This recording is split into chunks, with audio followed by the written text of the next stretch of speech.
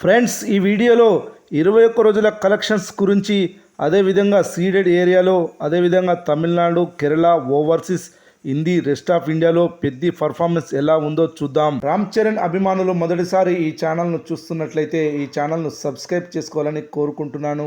ఈ వీడియో మీకు నచ్చినట్లయితే లైక్ చేయండి, షేర్ చేయండి, కామెంట్ చేయండి, ఈ వీడియోను హైప్ చేయండి. హద్దులు దాటిన రేట్స్కి ఈ చిత్రాన్ని అమ్మడం వల్ల overall world wide break even నెంబర్ని దాటలేకపోయింది. దీంతో బాక్సాఫీస్ వద్ద ఈ చిత్రం ఎబోవ్ యావరేజ్ గ్రాసర్గా నిలిచింది. Overseas, rest of India, Hindi, seeded ఏరియాలలో నష్టాలను మిగిల్చింది ఈ చిత్రం. అయితే ఈ చిత్రాన్ని రీజనబుల్ రేట్స్కి అమ్మి ఉండుంటే భారీ లాభాలు వచ్చి ఉండేవి. ఓవర్సీస్లో రామ్ చరణ్ సినిమాలకు మొదటి నుండి భారీ డిమాండ్ ఉండేది కాదు. రంగస్థలం తప్ప ఆయన కెరీర్లో భారీ బ్లాక్ బస్టర్ హిట్ సినిమాలు ఒక్కటి కూడా ఓవర్సీస్ మార్కెట్స్లో లేవు. RRR చిత్రం భారీ బ్లాక్ బస్టర్ అయినప్పటికీ అది రామ్ చరణ్ ఖాతాలో లేదు, రాజమౌళి ఖాతాలోకి వెళ్ళింది. అలాంటి మార్కెట్ ఉందని తెలిసి కూడా పెద్ద చిత్రాన్ని $10 మిలియన్ల కమ్మారు. కట్ చేస్తే $5 మిలియన్ల గ్రాస్ మాత్రమే వసూలు చేసింది. ఓవర్సీస్ బయర్స్ మొత్తానికి 50% పైగా నష్టాలు వాటిల్లింది. ఇక తెలుగు రాష్ట్రాల విషయానికి వస్తే ఒక్క సీడెడ్ ఏరియా తప్ప అన్ని ఏరియాలో బ్రేక్ ఈవెన్ అయింది, లాభాలు కూడా తీసుకుంది. కేవలం సీడెడ్ ఏరియాలో ఇప్పటికీ ₹1.5 కోటి వెనుకబడి ఉంది పెట్టుబడిలో. తెలుగు రాష్ట్రాల్లోని అన్ని ప్రాంతాల్లో ఎరగకుమ్మేసిన పుష్ప 2, RRR క్లోజింగ్ షేర్స్ని మించి ఈ సినిమాను కొనుగోలు చేశారు. ఒక్క ఫెస్టివల్ డే లేకపోయినా కూడా ఈ రేంజ్ రేట్స్కి అమ్మడం ముమ్మాటికి నిర్మాత తప్పే.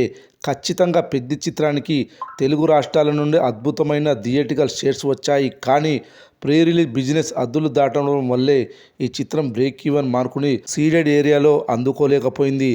చివరిగా ఇంత బాగా ఆడినప్పటికీ కూడా కమర్షియల్గా ఎబోవ్ యావరేజ్ అనిపించుకోవాల్సిన పరిస్థితి ఏర్పడింది పెద్ద మూవీకి. ఇప్పటి వరకు ఈ సినిమా 20 రోజుల్లో 420 కోట్ల గ్రాస్, అదేవిధంగా 207 కోట్ల షేర్ వసూలు చేసింది. మరి 21 రోజు ఎంత వసూలు చేయిందో చూద్దాం. ఈ సినిమా 21 రోజు మూడవ బుధవారం ఎంత కలెక్షన్లు వసూలు చేయనుందో చూద్దాం. 21 రోజు బుధవారం బుక్ మై షో యాప్లో 8,000 టికెట్లు, డిస్టిక్ యాప్లో 4,000 టికెట్లు, ఆఫ్లైన్లో 8,000కు పైగా, మొత్తం 20,000కు పైగా టికెట్స్ తెగాయి. మంగళవారంతో పోలిస్తే బుధవారం కలెక్షన్లు తగ్గాయి. 21 రోజు థియేటర్ ఆక్యుపెన్సీ ఈ విధంగా నమోదైంది. Morning show 15%, matinee show 16%, first show 18%, second show 19% ఆక్యుపెన్సీలు నమోదయ్యాయి. ఈ ఆక్యుపెన్సీలను బట్టి చూస్తే 21 రోజు పెద్ద మూవీ 25 లక్షల షేర్, 50 లక్షల గ్రాస్ వసూలు చేయనుందని తెలుస్తుంది.